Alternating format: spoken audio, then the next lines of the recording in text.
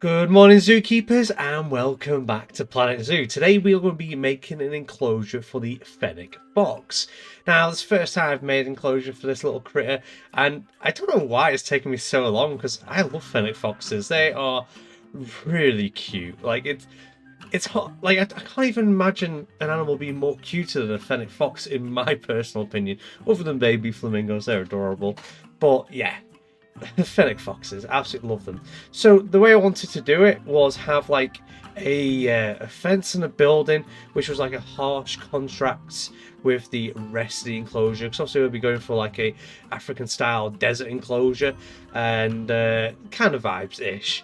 And I want it to be like completely different from what's inside the enclosure, so it stands out like almost like a sore thumb in that kind of sense. Now, the kind of inspiration for this sort of fence with the wood and the rock was some builds in prehistoric kingdom, where I like mixing like the cave rock with the Stone Age wood. So that's the kind of vibe I was going for here, which I really liked. And it was, like I said, a harsh contrast between what's actually going into the enclosure. I don't want a massive building for them. Obviously, this is really big for such a tiny fox, but as well, our staff is going to be going through and into this building, so I wanted a reasonable like size, more for the staff. I was kind of messing around what else I could do with the fence on the inside, because the logs were sticking out of the rock a little bit, but to be honest, I guess I ain't going to see that, and I don't think the Fennec fox is going to mind too much that it's sticking out like so.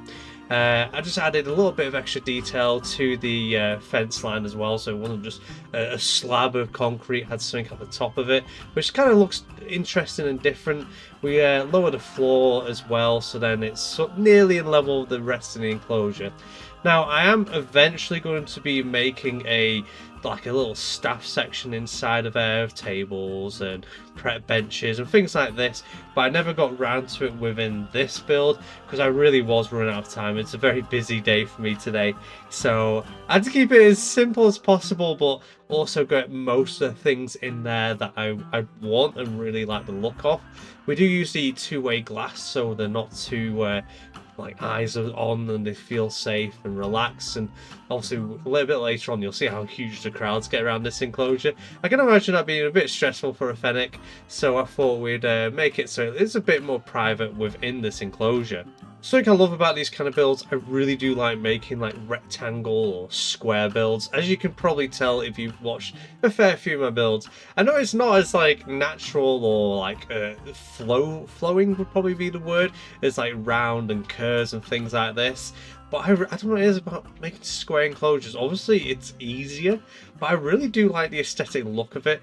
And I plan, after I've completed Mesa Zoo, to actually make a grid zoo and try and make it somewhat interesting in the sense that it's not just like a load of square enclosures, a bit like my how to build enclosures I have on Jurassic World Evolution 2, but somewhat actually try and make it into a park and have like interesting features. So the main thing will be square, but it'll be like kind of mishmash, like people go into the enclosures and make interesting connective paths that way.